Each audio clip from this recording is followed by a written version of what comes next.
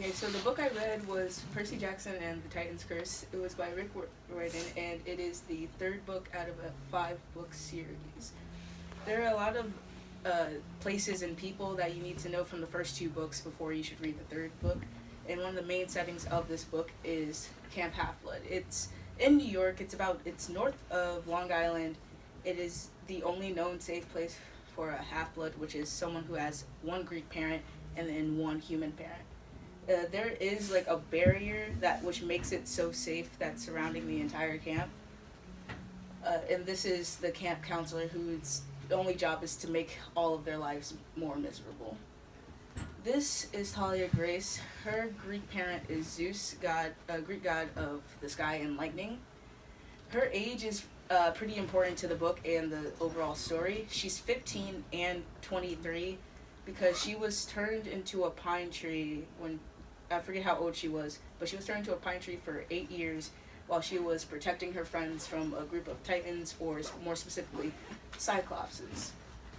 This is one of the people she was trying to protect, Annabeth, whose Greek parent is Athena, who is the Greek god of strategic warfare, crafts, building, other things.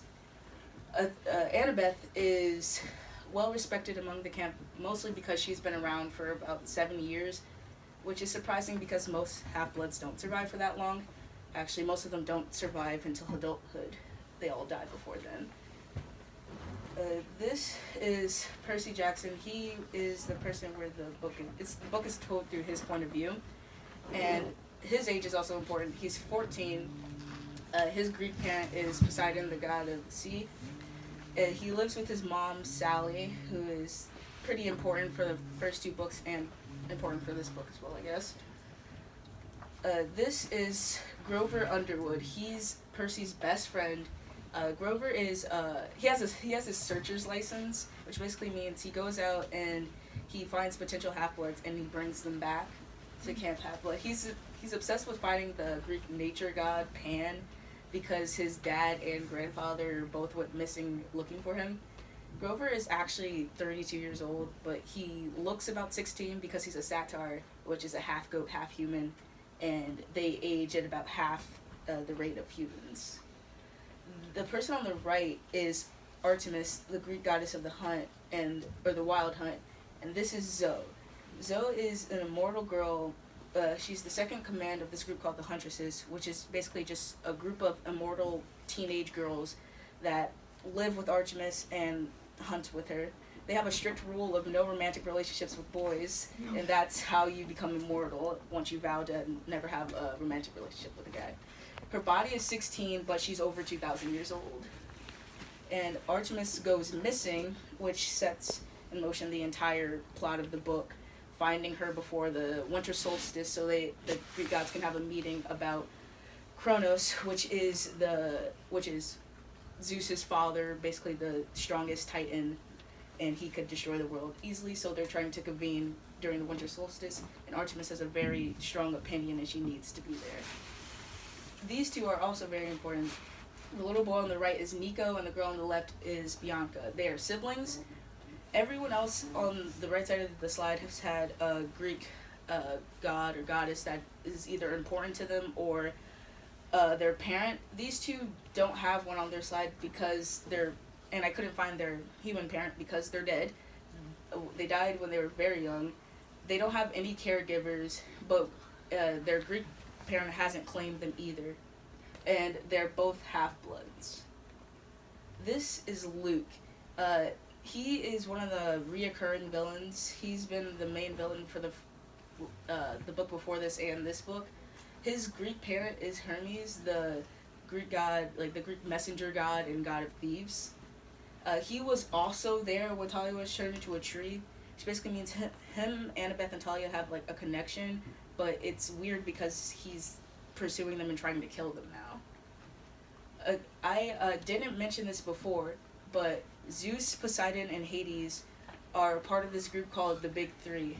And basically, in World War II was caused because all of their children were fighting. And so they decided that they were never going to have kids again because they just turned out to be too powerful. But Poseidon and Zeus both broke that promise. and Percy and Talia are both, well, mistakes. There's a prophecy that if a child of the big three is to survive till 16, they have the power to either create a new era of prosperity for the Greek gods, or they could destroy them all. These are some smaller things that I couldn't fit into their own slide. This is nectar or ambrosia, which is what my video's kind of about. In the actual Greek mythology, it has a lot more uses, but in the book, it's only used for healing. The beads on the far right are, you get these in Camp Half-Blood when you survive a year, and they're pretty important because most kids don't end up surviving a year. Percy got his first one, and it was a black bead with a sea green triton in it, representing that his father had claimed him as his son. The guy in the middle is Tyson, which is Percy's half-brother, who's a Cyclops. And you can't see it, but there is a ballpoint pen that's slowly turning into a sword on the right, which is Percy's weapon of choice, Riptide, and it's made out of celestial bronze, something that Talia also uses in the shield that she was using in the picture before. It's the only known metal to actually kill a Titan. And this is the video now.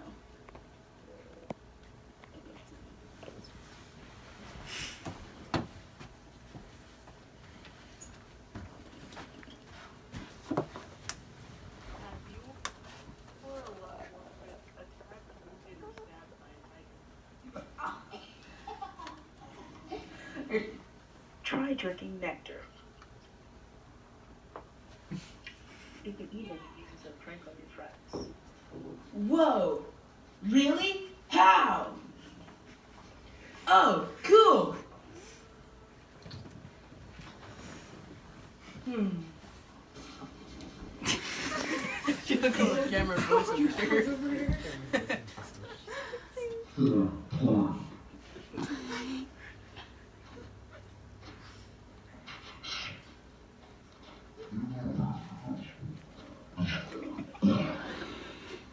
Cool, but how does it taste? Thanks for asking. It's almost like you're a paid actor.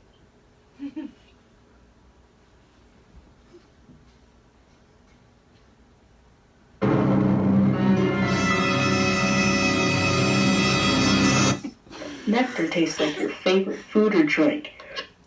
Wow, my nectar tastes like home-baked cookies. And death! Home-baked cookies and death!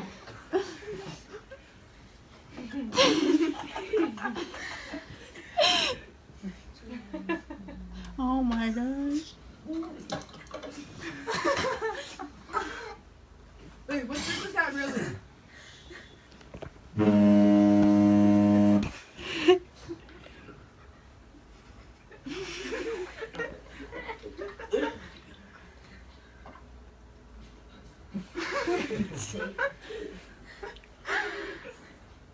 Oh, cool.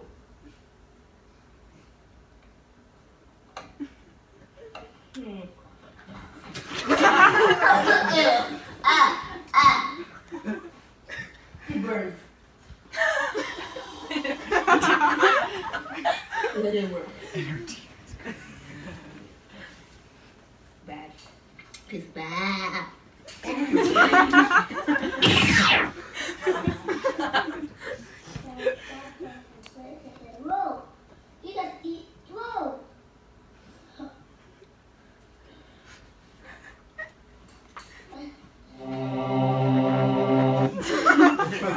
This is the snack that I chose. It's like the one I actually brought in is like a cookie cake thing, but this is a blue chocolate chip cookie, which is what Percy's nectar tastes like to him.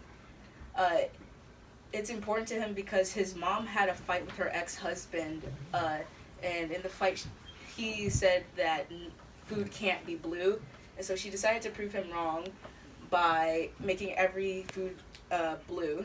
And so she'll make him blue cookies, blue pancakes, and she'll serve dip with blue chips. That's it.